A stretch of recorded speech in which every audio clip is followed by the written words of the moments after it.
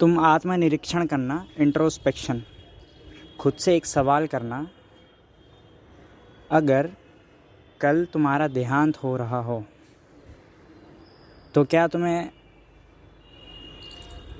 कोई चिंता होगी या बड़ी तृप्ति से मरोगे तुम?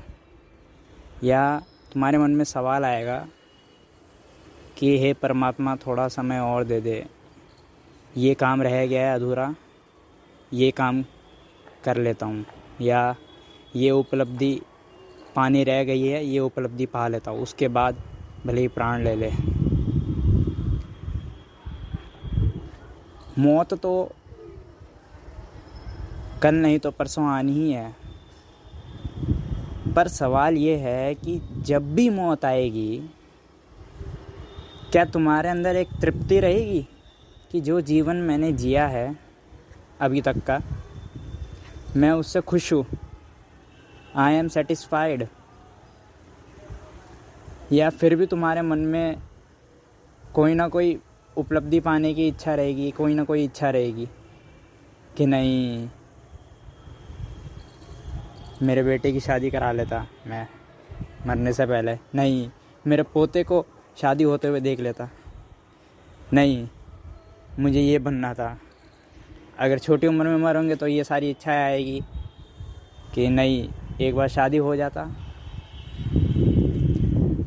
और छोटी उम्र में मरोगे तो ये भी कामना आ सकती है कि नहीं, मैं वर्जिन हूँ, अभी एक बार संभोग कर लेता कम से कम मरने से पहले।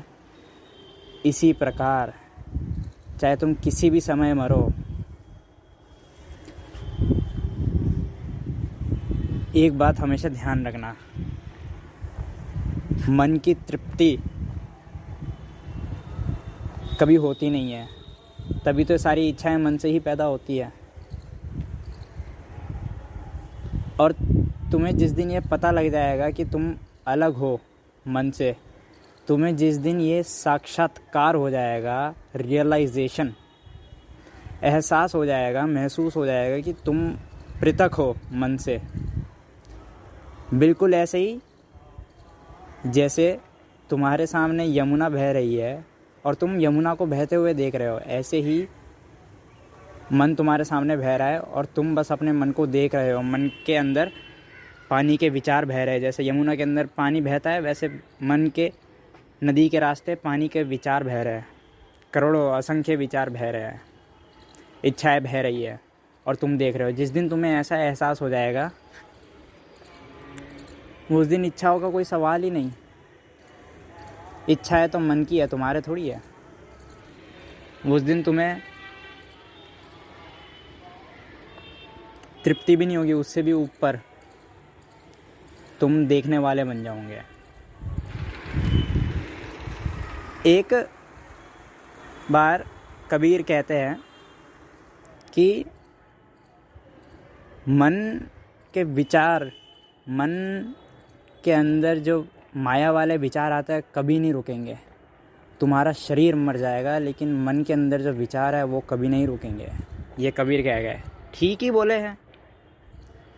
यही है, छोटे बच्चे के अंदर इच्छाएं आती है कि चॉकलेट खा लूँ, बड़े से बड़े बूढ़े व्यक्ति के अंदर इच्छाएं आती है कि यार मेरा शरीर रोग से ग्रस्त है, काश मरने से पहले एक बार ये रोग ठीक हो जाए मेरा, एक बार फिर से स्वस्थ होकर जी लूँ।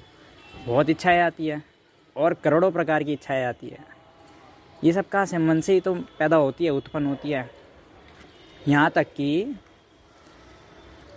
मनुष्य का मूल स्वभाव ही कुछ ऐसा है, यानी हमेशा कुछ ना कुछ पाने के लिए, कुछ ना कुछ उपलब्ध करने के लिए हमेशा कुछ ना कुछ रहता ही है मनुष्य के अंदर। ब्रेंटानो नाम का एक चिंतक हुआ, उसने ये तक कह दिया कि मनुष्य की मूल प्रवृत्ति यानी फंडामेंटल टेंडेंसी यही है कि उसके अंदर हमेशा एक, मनुष्य के चित्त में हमेशा एक कमी सी लगती है मनुष्य को, इसलिए वो हमेशा कुछ ना कुछ पाने के लिए भागता दौड़ता ही रहता है। ये ब्रेंटानो ने बोला है, ये मनुष्य की मूल प्रवृत्ति है। ठीक ही बोला है। मन है तो कमी एहसास कराएगा ही। और ध्यान रहे, जितनी उपलब्धियां हासिल करोगे उतना और उपलब्ध करने के लिए इच्छाएं जगेगी, क्योंकि मन निरंतर बह रहा है नदी की तरह, इच्छाओं के साथ, करोड़ों इच्छाओं के साथ। एक दफ़ा ऐसा हुआ, अलेक्जेंडर सिकंदर, उसका सपना था कि पूरी दुनिया पर राज करना है, और काफ़ी हद तक उसने राज करा भी। बहुत अच्छे क्षेत्र पर राज करा उसने, सिकंदर ने, तभी उसे महान बोला जाता है इतिहास के अंदर। एक दफ़ा एक नंगा भिखारी उसे मिल गया, डायोजनीस नाम था उस भिखारी का। डायोजनीस ने उसने एक ही बोला है अलेक्जेंडर को कि सिकंदर देख, अभी तो तू जा रहा है फतेह करने, अभी तकलीफ़ इसलिए होती है तुझे क्योंकि तूने फतेह नहीं कर रखा पूरी दुनिया पर। लेकिन एक बात ध्यान रखना, जिस दिन पूरी दुनिया पर फतेह कर लेगा उस दिन भी अशांत रहेगा। उस दिन मन में ये एक विचार आएगा कि अब सब फतेह कर लिया तूने, पूरी दुनिया पर राज कर लिया तूने, अब क्या रह गया तेरे पास, अब क्या औकात है तेरी। उस दिन ये विचार आएगा।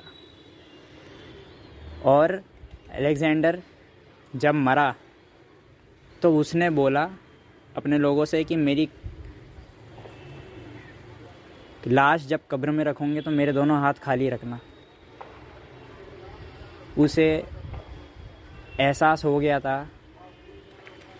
कि मरने के बाद सब यहीं पे रह जाता है, कुछ नहीं ले जाया जा सकता।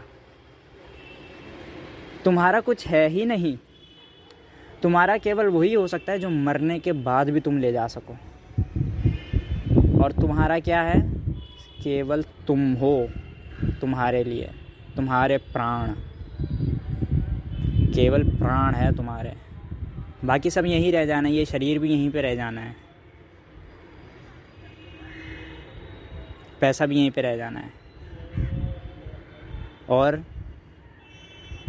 ये अलेक्जेंडर को बोध हो गया था, एहसास हो गया था, तभी उसने ऐसा बोला अपने लोगों से। लोग भी हैरान होंगे ही, जब पूरी ज़िंदगी भर ये इच्छा रही मन में कि पूरी दुनिया पर राज करना है, वो अचानक ऐसे बोल दे तो हैरानी तो होगी ही। ऐसे ही जिस दिन तुम्हें ये एहसास हो जाएगा उस दिन तुम्हें भी हैरानी होगी। इसलिए अलग प्रमुख लोगों ने, प्रमुख धर्मों में इस चीज़ से बचने के लिए कि जो मन है वो तुमसे अलग है, इस चीज़ का एहसास कराने के लिए अलग अलग धर्मों ने अलग अलग नाम से ध्यान का रास्ता बताया है।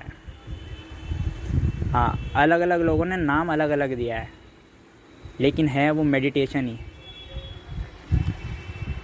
ध्यान का अर्थ अगर तुम्हें समझना हो, मेडिटेशन का अर्थ, तो ध्यान का अर्थ ये समझना कि ध्यान एक तरीका है जिसमें तुम मन को यमुना की तरह बहते हुए देख सकते हो और तुम खुद को अलग पा सकते हो। वो स्थिति तक पहुंचने का रास्ता का नाम है ध्यान। और नास्तिक लोग भी कहते हैं, जैसे कि वैज्ञानिक लोग, ज़्यादातर नास्तिक वैज्ञानिक लोगों में ही पाए जाते हैं ज़्यादातर। नास्तिक तो हर जगह मिल जाएगा कहीं ना कहीं, लेकिन डॉक्टर लोग भी एडवाइस करते हैं कि 24 घंटे में कम से कम 5-10 मिनट तो मेडिटेशन करनी चाहिए, ध्यान करना चाहिए। वही अलग अलग धर्मों में बताया गया है कि ध्यान करना चाहिए, सेहत के लिए अच्छा होता है। क्यों? ये कारण सेहत के लिए अच्छा होता है ये चिकित्सक लोग बताते हैं। मैं ये बताता हूँ कि तुम अलग हो तुम्हारे मन से, ये असली कारण है। इस चीज़ का एहसास कराने के लिए ध्यान होता है। और याद रहे, जिस दिन तुम्हें एहसास हो गया कि तुम अलग हो और तुम्हारा मन अलग है, तुम्हारा मन कभी मरेगा नहीं, तुम्हारा शरीर मर जाएगा